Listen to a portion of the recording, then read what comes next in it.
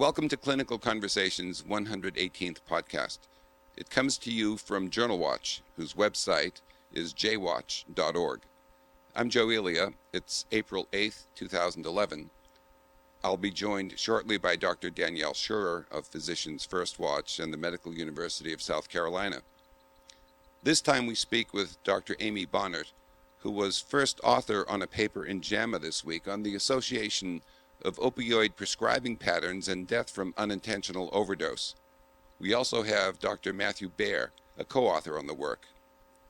Their group examined a cohort of some 155,000 patients in the Veterans Health Administration who had been prescribed opioids during the 5-year period from 2004 to 2008.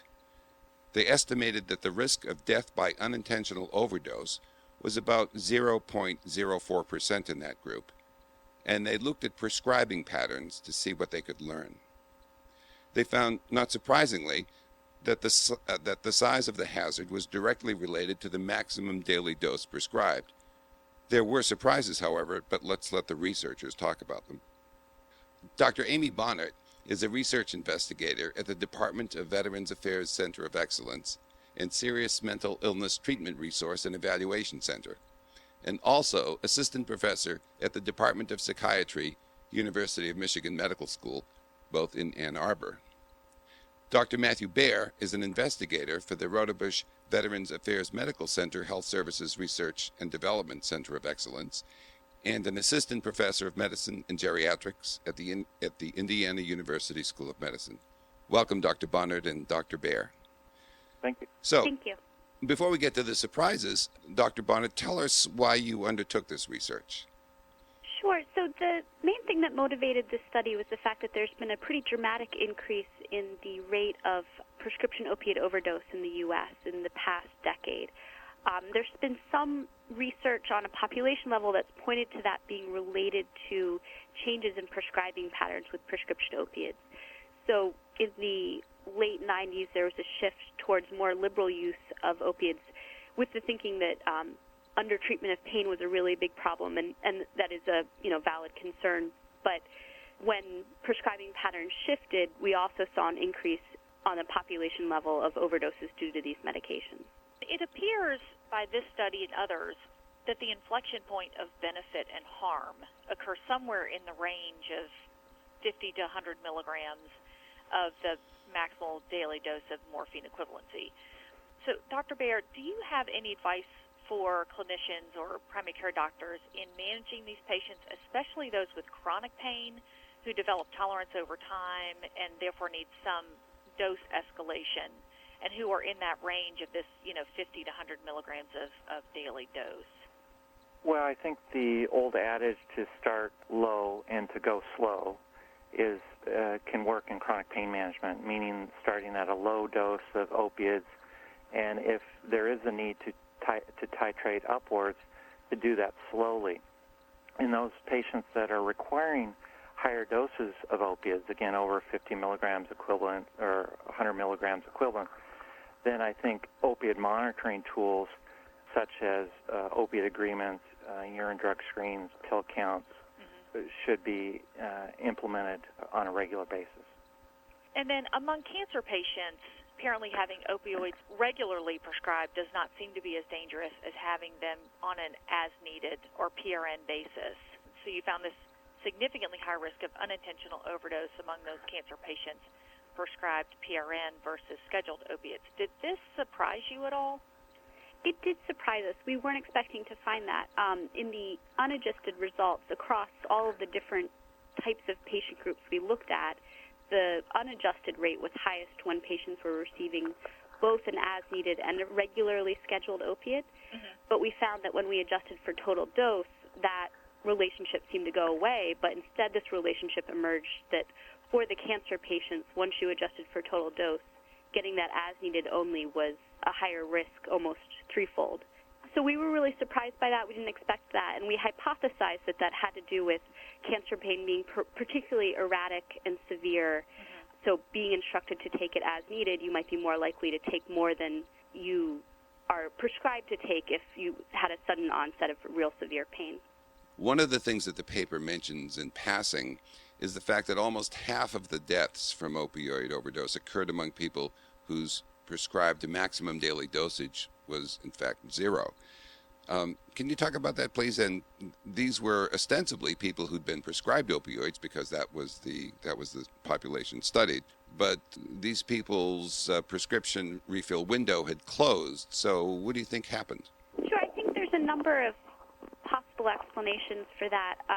The first is that the way we measured prescription taking in this was based just on pharmacy refills. So we didn't have any data that was about how patients really took their medication on a day-to-day basis. But we felt that looking at it this way still had the benefit of informing prescribers, because prescribers don't necessarily know what patients do with the medications when they take them home. So I think some of those deaths that occurred when the maximum daily doses had passed from the date of it being the prescription being filled had to do with patients certainly taking them differently than prescribed, holding on to them and taking them later after the window in which they were supposed to be taking them had passed. Another possible explanation is that they got them from other sources, either other doctors outside of the VA system or from friends or family members or other people that they know outside of the VA. And another, one important limitation that you note is the exclusion of synthetic opioids from the analysis. So, for example, fentanyl and methadone and the opioid-like agent tramadol.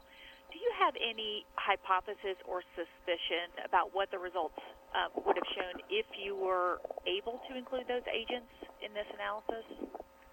I don't have a strong reason to think that the effects would be a lot different across all those medications. I have some concern that the effective dose might be worse for methadone, because a small increase in methadone can be a more dramatic increase than the same size increase in morphine, if I understand that correctly, and also because of some other greater risks that potentially go along with methadone. Matt might be able to answer that better than I. Well, I'm not sure I will be able to, but I'll try. So I think as we said in the paper that fentanyl particularly and methadone are used in unique situations. And I think the pharmacokinetics of methadone pose some particular risk of methadone overdose. Yet I am aware of a study conducted by Aaron Krebs that is actually in press that compared mortality related to methadone versus other long-acting opiates. And somewhat surprisingly, that methadone was shown to have a lower mortality rate versus long-acting opiates such as morphine, which goes against somewhat existing knowledge. Do you have a suspicion about what the results would have been like if this population hadn't been a VA population? Well, I know that there's one prior study that looked at these types of relationships, but just in patients with chronic pain. And the estimated hazard ratios they found using those same dose levels were actually very similar. They didn't look at mortality. They looked at non-fatal overdoses and other negative drug-related outcomes. Based on that study alone, as the only data I've seen, I think actually the relationship may be very similar to veterans and people outside of the VA. And then lastly, any closing advice for primary care doctors or other clinicians taking care of patients on opioids of things that they should do with the results of your paper that maybe they weren't already doing? I think there's some information that primary care doctors do not utilize some of the opioid monitoring tools that I had alluded to previously, and that findings from this study suggest that as a potential way to mitigate unintentional overdose, that these tools, such as opiate agreements, informed consent about the risks and benefits of opiates, the use of state monitoring programs, urine drug screens, potentially care delivery models that use nurse care managers or pharmacists, care managers to help with more complicated patients, those with coexisting chronic pain and psychiatric comorbidity or substance use disorders, may be better managed in that type of care delivery model than the typical primary care practice. Hopefully, findings from this will clue in primary care providers that the need to more regular use of some of these opioid monitoring tools. Excellent. Well, thank you so much for joining us today. Thank you. You're welcome. Yeah, Thank you a lot for your interest. That was Conversation 118. Earlier podcasts are available at podcasts.jwatch.org, where you can also leave your reactions or suggestions for us. Clinical Conversations executive producer is Adore Yano. I'm Joe Elia. Join us next time. For myself and Dr. Danielle Schurer, thank you very much for listening.